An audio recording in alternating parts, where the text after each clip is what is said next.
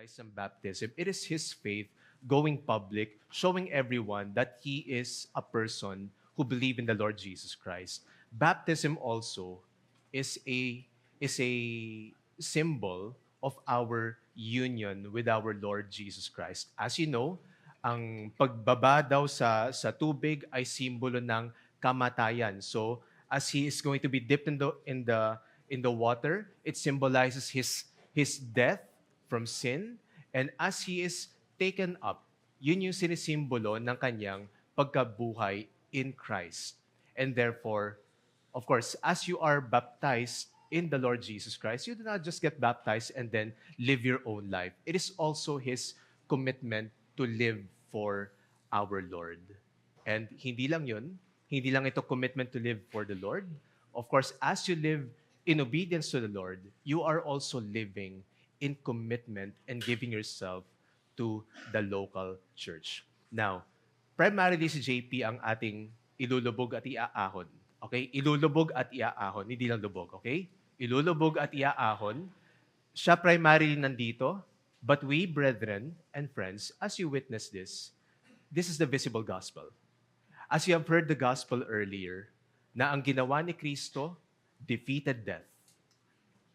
Ito ang nagpapakita sa atin visibly. This is the visible word being proclaimed to us, which reminds us of the gospel. And therefore, as he is being dipped and taken up, remember Christ. Remember the gospel. Remember your faith in Christ in the sacrament. And so, JP, ready ka na? Okay, sige. Please proceed na lang.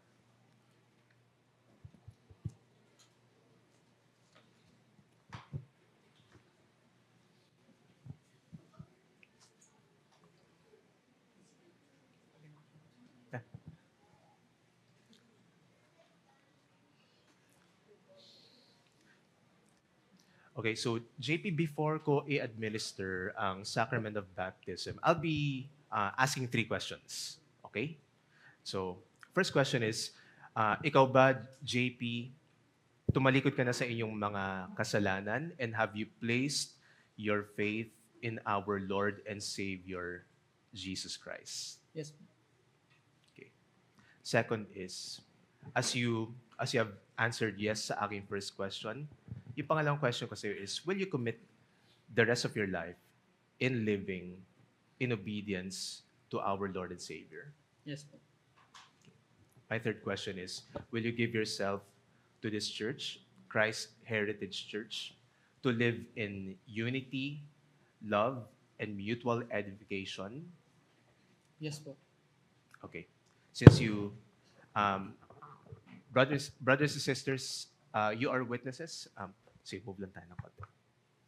You are witnesses to the answer ni JP, and also ito yung pagkakataon niya para ipahayag ang kanyang public profession ng kanyang faith in Christ. We will now be administering the sacrament of baptism. And so, JP, I will now baptize you in the name of the Father, and of the Son, and of the Holy Spirit.